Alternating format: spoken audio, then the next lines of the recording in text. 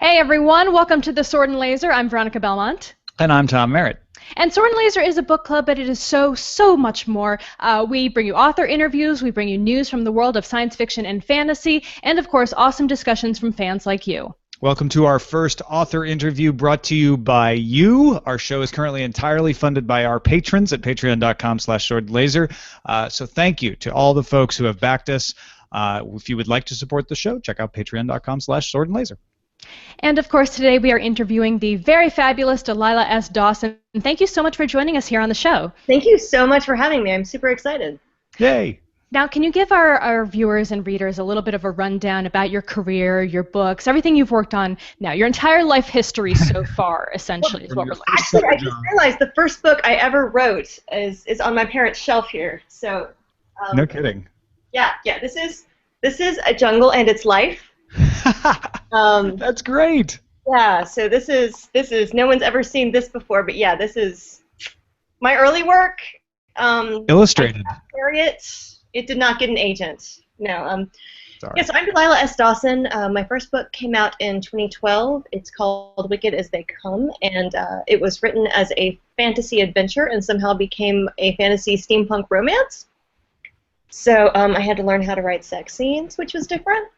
That series contains 3 actual paperback books, which are Wicked as They Come, Wicked as She Wants, and the third one, Wicked After Midnight, which came out this year, as well as 4 e-novellas and a short story in the Carny Punk anthology. If you're into creepy carnies, we've got you covered.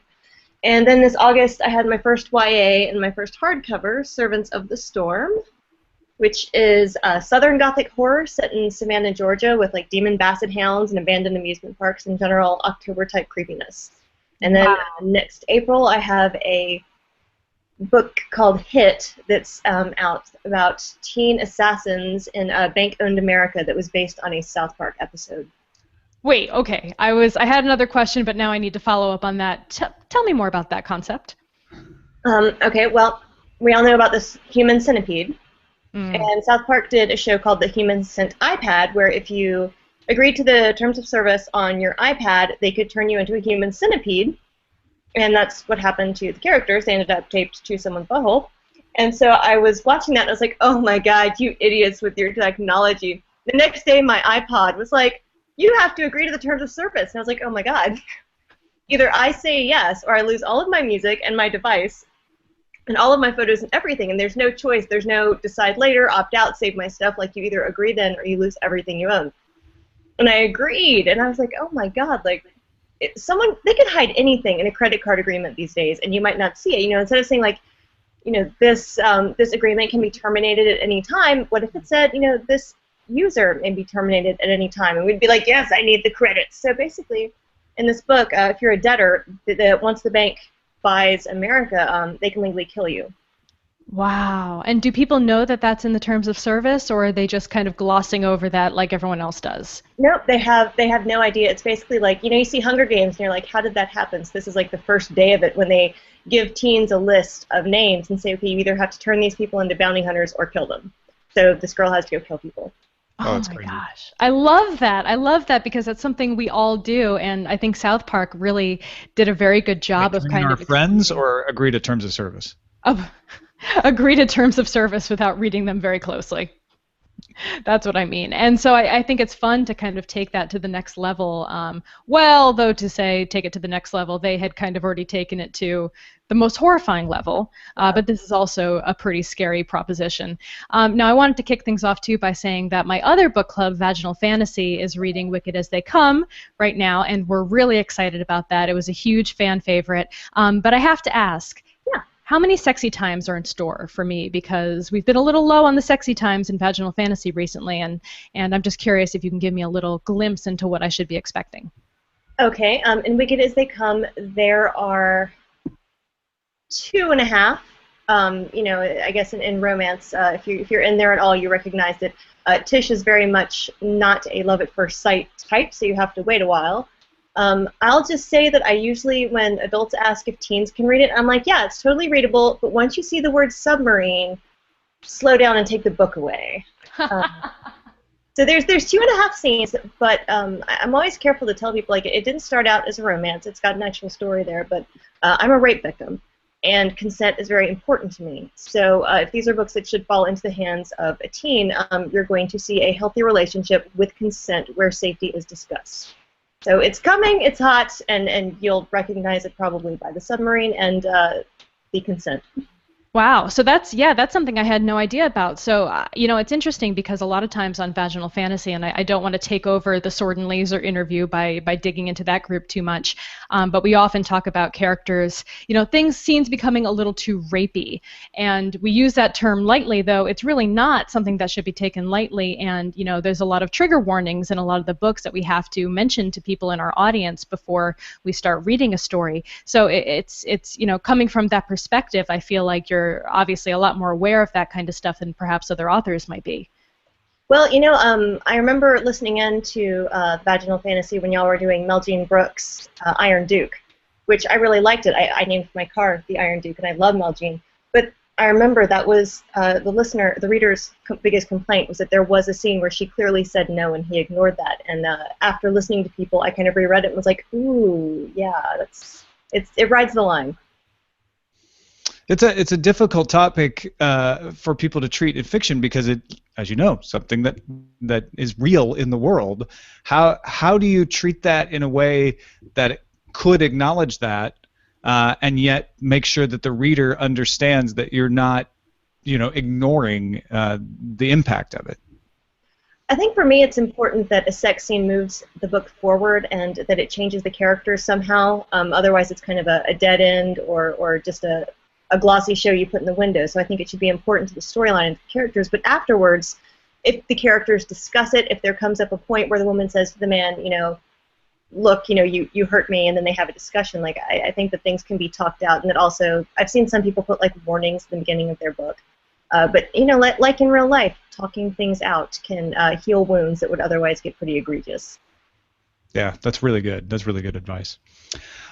So your other series, the Blood series, has vampires, and I would imagine that every writer who includes a vampire must face a lore moment where they decide what vampiric traits are going to apply. How did you come to the decision about your vampires? Well, I was watching a lot of Buffy the Vampire Slayer, and I had this dream where I woke up naked on a slab of rock, and this dude who looked like an extra naughty Mr. Darcy was standing there, and he started talking, and Spike's voice was coming out of his mouth. And so I wrote the book to keep hanging out with him. But I knew from the start, I thought in my dream like he was a vampire, but I didn't want to do the undead, the sparkle, the church, the garlic.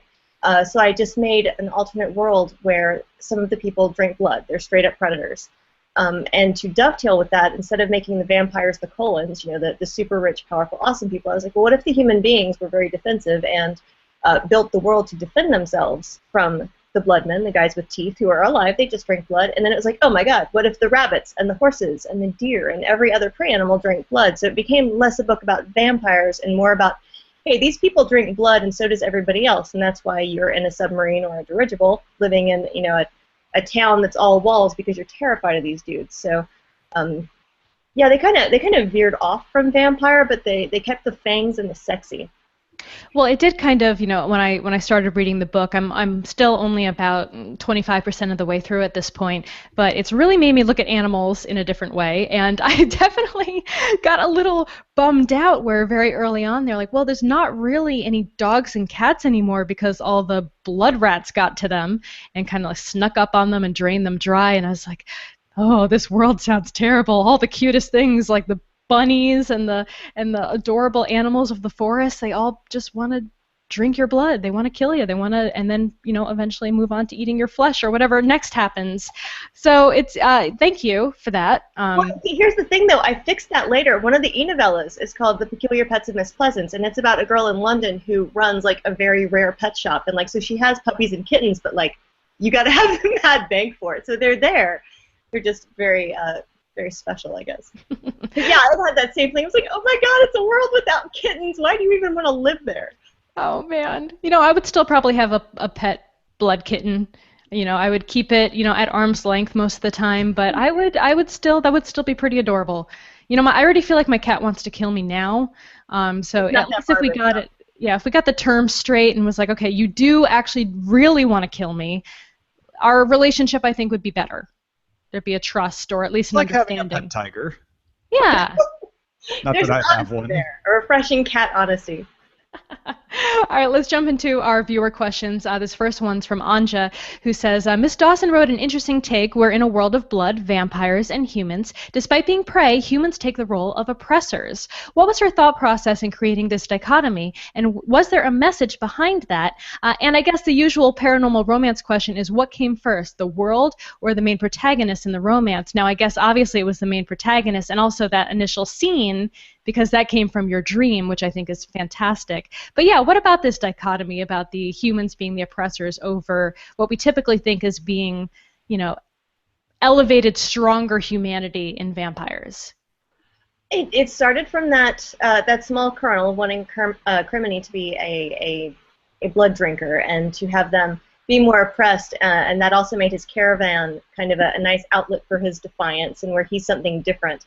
But a lot of it had to do with, this was, I think, the third book I ever wrote. I didn't write a book until I was 32. I'm pretty new at this. And I wanted to ask some questions that I wasn't ready to ask as a writer. I wasn't really ready to deal with prejudice in a racially charged way, and it almost became a discussion of race through two different species, where in that world they don't really care what color you are, they care if you're a human or a blood drinker. I've gotten a little bit more bold with that, especially in Servants of the Storm with a mixed-race protagonist. But I grew up in the Deep South, where people who are different are, especially, I'm in my parents' house in our small town where I grew up. White people can still have some pretty damaging and painful thoughts about people who aren't white, and I've always hated that. So part of it was that defiance of, hey guys, different isn't horrible, but it also was just kind of trying to turn the vampire thing on its head and do something different that I hadn't seen done before. I haven't seen vampires ghettoized before. Yeah, you definitely always see the vampires in the power position, so it seems like a challenge to try to turn that tide and put them in the other position. Yeah, it was fun though. I mean, it was fun to have that first character be someone who's already been like, screw this, and he's just out of that whole system and working on his own. So I kind of created the problem and escaped from it. Amanda wants to know, how did Ms. Dawson learn about steampunk? Why did she decide to write with a steampunk flair? I'd seen some of the pictures online, which I've since come to learn most of them originated with Brute Force Studio with Thomas Williford and Sarah Hunter, are some of the most famous pieces you've seen. The arm from Castle, and she's got a steampunk outfit that's everywhere. So I liked the aesthetic a lot and the bespoke nature of it. I love fountain pens and brass and shined wood more than mass-produced plastic, I guess. But it just became a very nice answer to, well, if people can't ride horses because the horses want to kill them, but we're not quite, I wanted to write kind of the Victorian period, it became a nice way to say, okay, well, if you didn't have horses, you would have come up with horseless carriages earlier. If the Bloodmen are allergic to seawater, you would have to come up with dirigibles to get them between the continents. So it became an answer to things. And also, if there aren't a lot of pet animals, then you get these same people who are building your transportation devices to make your clockwork monkey, your clockwork bird, your snake that looks like a bracelet but becomes, a tripod. So it was kind of an elegant answer to the problem I built. And it also gave me an excuse to buy corsets and cosplay. Yeah, it was interesting too. That last alone would probably be good enough reason. Absolutely, right? Yeah. I mean, I kind of had forgotten about the steampunk elements in this particular book that I'm reading until we had the. I always forget how to say the name of the monkeys. Capuchin, Capuchin, I think. Capuchin, the little electronic, or not electronic, but steampunk Capuchin monkey. I was like, oh yes, that is awesome. I would definitely like one of those for myself. Luis goes on to ask, is there a different approach for you when writing YA horror as opposed to steampunk blood romance, or is it more or less the same? I think it's all got kind of the dark whimsy that seems to define my work, hence the name of my website, Whimsy Dark, because grim dark just gets kind of grim. But the way I found to change things is by making a playlist for each book. So like on Spotify, if you look up Delilah S. Dawson, you can see each book in the playlist. I kind of behaviorally condition myself to be in the world when I'm hearing the playlist. So all of the Wicked books, most of them have there's cabaret music, there's the kind of thing, like the last one, Wicked After Midnight, like it's a lot of Moulin Rouge. It's basically Moulin Rouge with vampires. So as long as I'm hearing that music, I'm in that world. Servants of the Storm was written to a band called Saturnalia by the Gutter Twins, and you listen to it, and it's just it just feels like a tornado devastating a city and tearing down the rocks. So I think it has to do with the music and being in the mood and with what the idea lends itself best to. I love this idea, and this is becoming a more common thing, and maybe it's because we have the ability to share playlists out there easier, but having a playlist to go with a book. Now, it sounds like you don't necessarily make the music period specific. I know we're dealing with an alternate sang, not Earth, but just mood specific. Is that right? Yeah, the first book was The Wicked as They Come is the first book I did this with. I got kind of really involved with this album called Like Vines by the Hush Sound. And if you listen to that album, it's very clear that I listened to it a lot while I was writing. There are little snippets from the songs in there. There's a song called The Ghost in the Lighthouse. There's a song called Sweet Tangerine, which is what Criminy calls Tish. But it became really intertwined with it and became a really nice tool. So yeah, it's more the feeling and the sense than the time. I love that. Tamahome has a question. You seem funny, says Tamahome. 25 humpalicious steps for writing your first sex scene, for instance. Do you write any funny books?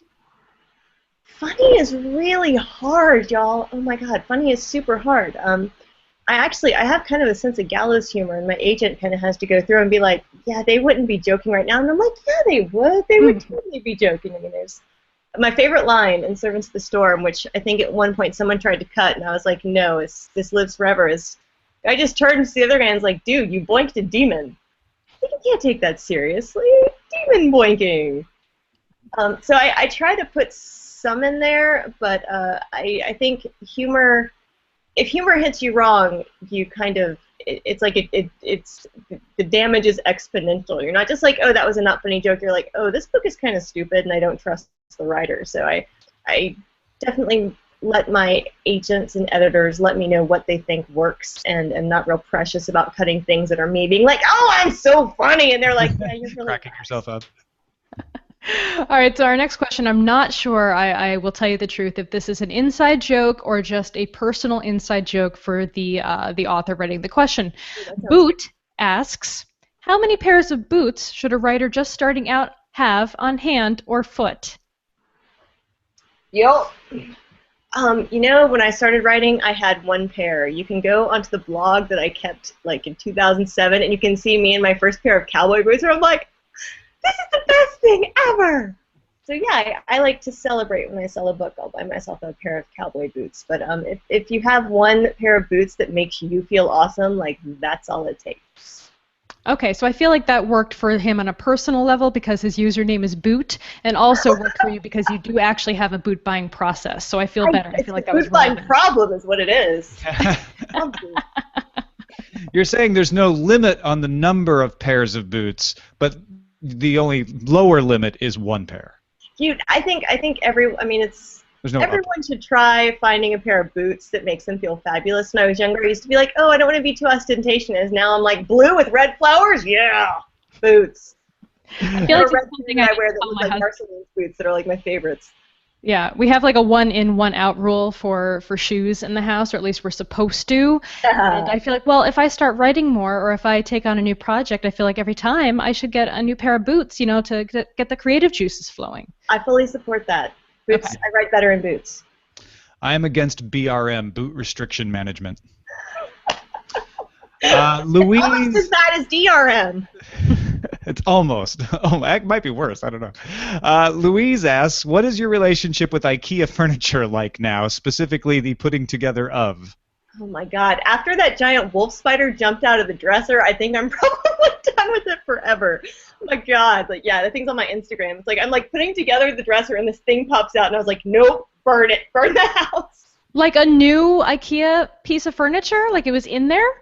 I don't. It's like I was putting together one of those dressers that comes in 3 boxes and takes 2 days, and you have to like number all the little screws and stuff. And I'm sure at some point, like it came from. I live in the mountains. I'm sure it came from my house, but like it walked out of the box, and yeah, I didn't. And you're sitting there holding the hammer, and you're going, if I kill this, then the cream cheese is going to splatter all over my house, and I'm going to be like getting the bleach. So yeah. That was not a good scene. Thank you for reminding me. Spiders. Oh, way to go, Luis. Yeah, Spiders have become a theme on the show recently. Yes. I have 2 spiders living in my backyard right now, Cookie and Shelob, and I believe that they are European garden spiders. I only know this because I posted pictures of them on Reddit, and Reddit told me the answer to the question, as Reddit often does. Everything. And I tried to feed them ahi tuna the other day, but it kept falling through their webs. I will admit that I threw another spider, a smaller spider, into Shelob's web, and I think that lasted her a couple of days, and then I felt like... Was that a hobbit spider? Well, Shelob is the hobbit spider, but also the spider in my backyard.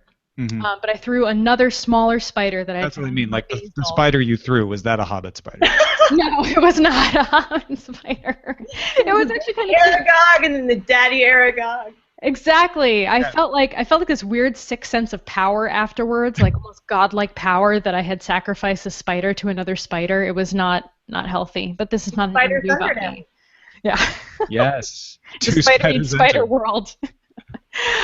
So Tom and I actually, we have both worked for tech companies in the past. We met actually working at CNET, reviewing tech products and talking about tech news. And I noticed on your website that you also do reviews for coolmomtech.com.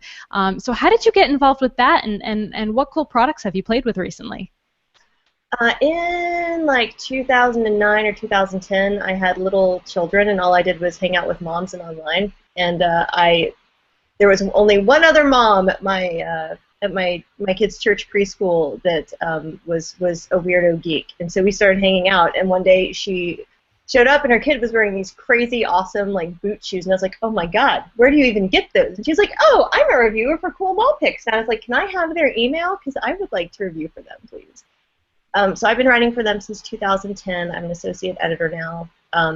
It's a great site for finding new things for pregnancy, motherhood, and grown-uphood. That was the first time. I still had a flip phone a couple years ago, and I had to try out a new Galaxy, and I took it to Dragon Con, and it was my first time having a camera phone, and I had like a religious experience in the dealer room. I was like, oh my God, this is amazing. I have been trying out a lot of skincare for them actually lately. I've become the skincare person. So I've probably done more of that than the tech. They usually send me. Although we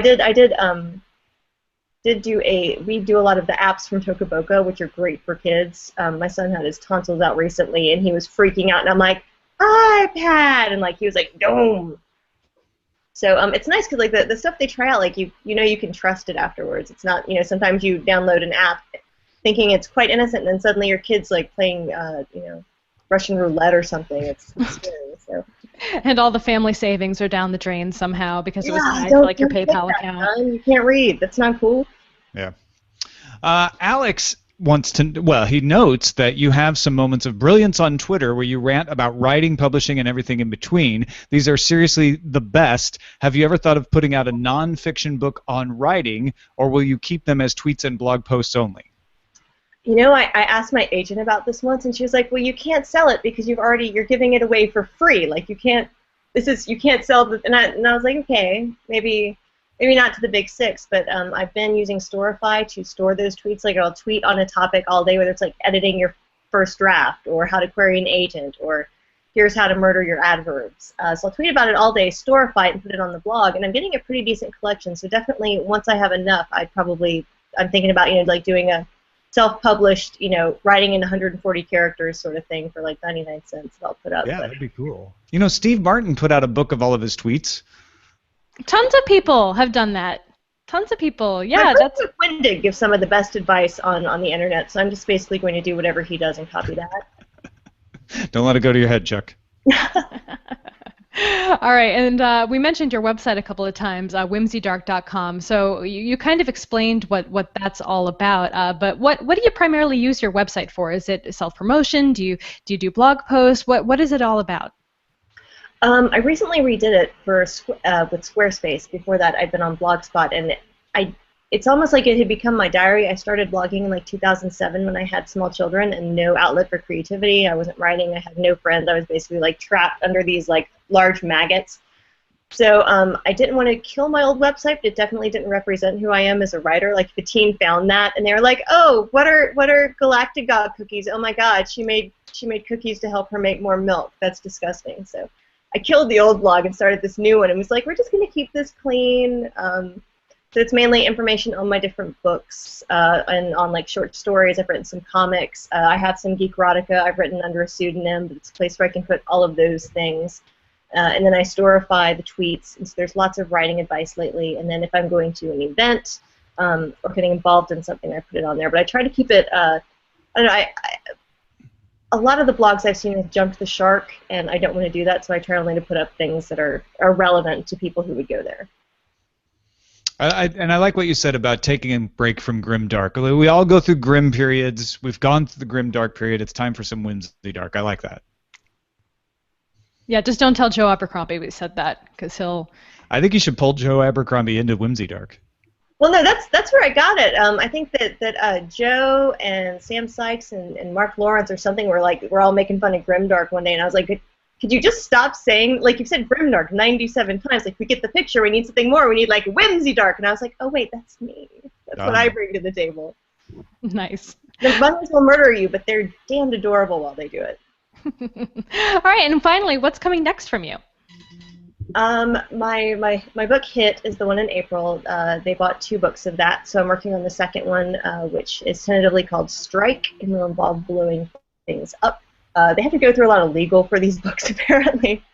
And then I've got one, I just announced I'm in this cool anthology that's out of Simon Pulse with editor Michael Strother and Sean Hutchinson, who wrote Death Day Letters and FML and Stages of Andrew Brawley, did this thing called Violent Ends that is an anthology of a bunch of rockstar YA authors that I'm super honored to be with, but they're stories surrounding a school shooting.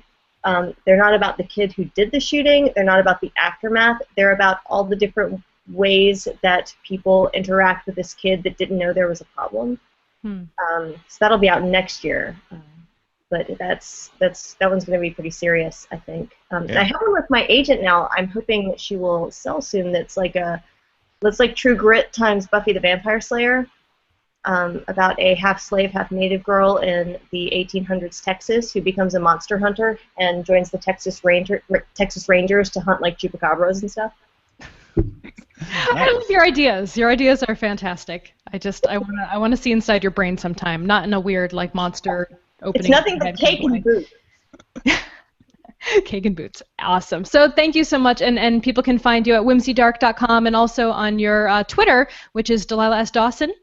Yep, I am that everywhere: Instagram, Facebook, Twitter, all the places. Fantastic. Thank you so much for joining us on the show today. Thank y'all so much for having me. This has been awesome.